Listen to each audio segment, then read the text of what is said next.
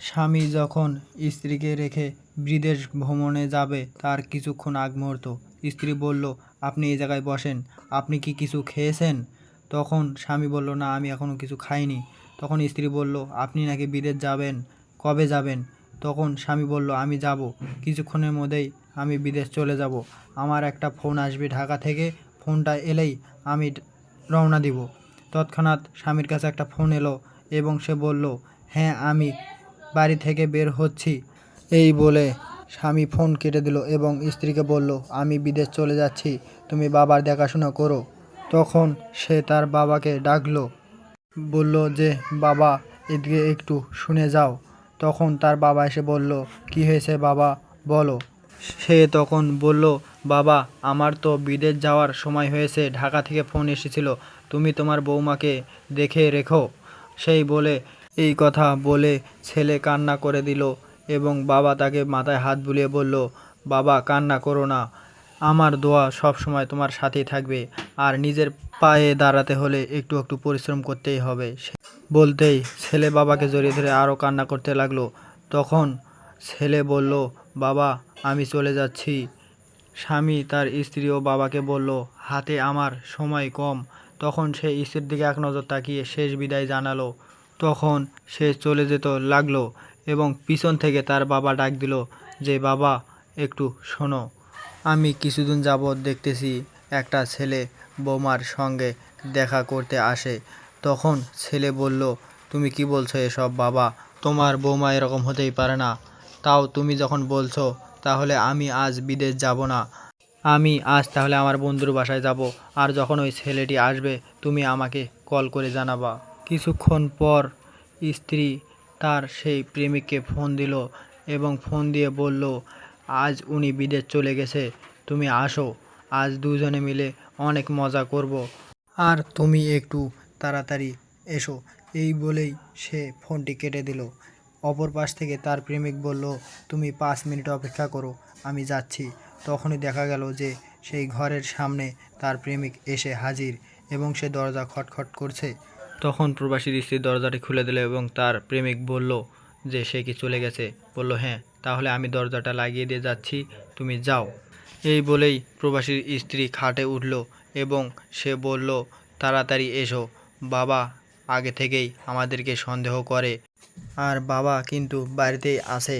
এই কথা বলেই তারা দুজনে কাঁথা মুড়ি দিয়ে শুয়ে পড়ল।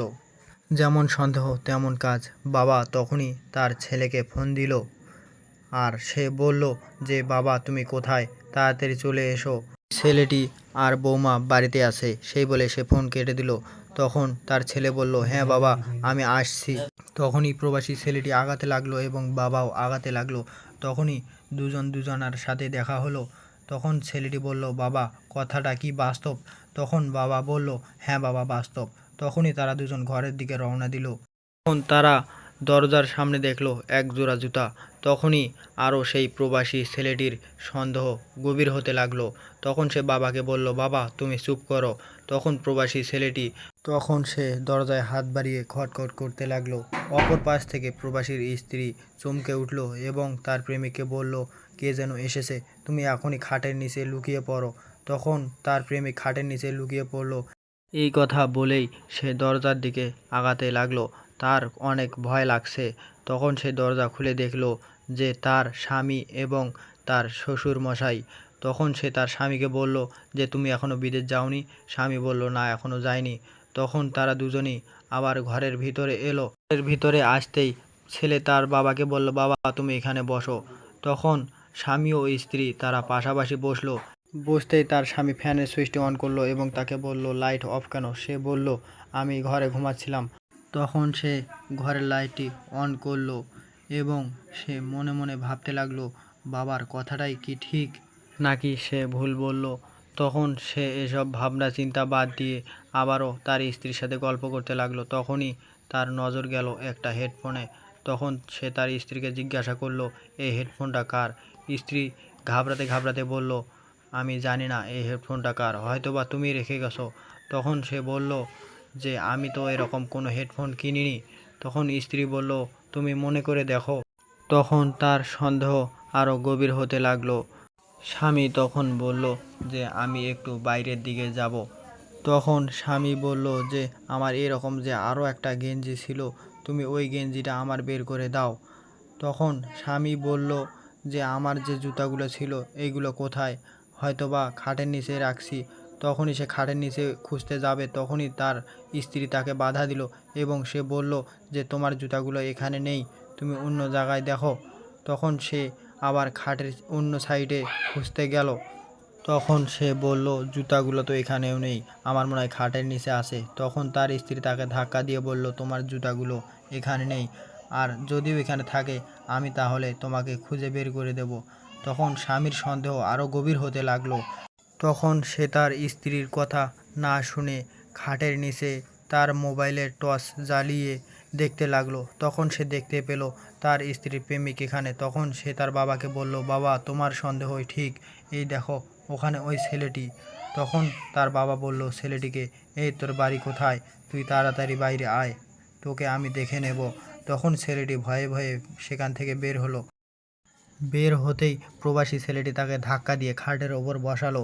তখন সে তার স্ত্রীকে বলল এই ছেলেটিকে। তখন তার স্ত্রী বলল আমি জানি না। তখনই সেই ছেলেটি তার স্ত্রীকে মারধর করতে লাগলো। সে তার স্ত্রীকে বলল বল এই ছেলেটিকে। তার স্ত্রী তখন বলল এই ছেলেটির সাথে আমার আগে থেকে সম্পর্ক ছিল। তখনই ছেলেটি মাথায় হাত দিল এবং বলল যদি এই ছেলের সাথেই তোর সম্পর্ক করার ছিল তাহলে তুই আমাকে বিয়ে করলি কেন। তখন সে তার বাবাকে বলল যে বাবা আমি আর এই বউ রাখবো না, বাবা তুমি এর একটা বিহিত করো, না হলে কিন্তু আমি ওদের দুজনকেই এখানেই মেরে ফেলে দিব। তখন তার বাবা বলল এই ছেলে তোর বাড়ি কোথায়। ছেলেটি বলল ওই পাশের গ্রামে আমার বাড়ি। তখনই তারা বাবা আর ছেলে ওই ছেলেটিকে মারধর করতে লাগলো। মারধর করতেই ওই ছেলেটি সেই প্রবাসী ছেলেটির পায়ে ধরলো এবং বলল যে আমার ভুল হয়ে গেছে, আমাকে মাফ করে দিন, আমি আর জীবনে আপনাদের এই জায়গায় আসবো না। প্রবাসী ছেলেটি বলল এই ওঠ, আর এই কথা যেন বাইরের কেউ না জানে। তখন ছেলেটি মাপ চেয়ে বলল আমাকে ছেড়ে দিন। তখন প্রবাসী ছেলেটি বলল তুই যা, আর এখানে যেন তোকে আর না দেখি। তখন সে তার স্ত্রীকে বলল তুই যে এই সমস্ত কাজ করবি আমি তা আগে ভাবিনি। তখন তার স্ত্রী তার পা জড়িয়ে ধরল এবং তাকে বলল যে আমার ভুল হয়ে গেছে, আমাকে মাফ করে দিন।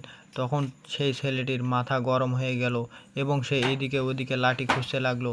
লাঠি না পেয়ে ওই ছেলেটি তার হাত দিয়েই তার স্ত্রীকে মারধর করতে লাগলো। তখন তার বাবা বলল বাবা যা হবার তা তো হয়ে গেছে, চল এদিকে চল, তোর সাথে আমার কিছু কথা আছে। তখন তার ছেলেটি বলল যে বাবা আমি কিন্তু এই সম্পর্ক আর মেনে নেব না, তুমি এর একটা কিছু করো। তখন তার বাবা বলল যে মেয়েটিরও বাবা মা নেই, একটু মেনে নাও বাবা। তখন তার ছেলে বলল না বাবা আমি এই সম্পর্ক মেনে নেব না, আমি ওকে ওর বাপের বাড়ি পাঠিয়ে দেব। তখন তার বাবা বলল হোক বাবা, যা হবার তা তো হয়ে গেছে, এসব তো আর ফিরে আসবে না।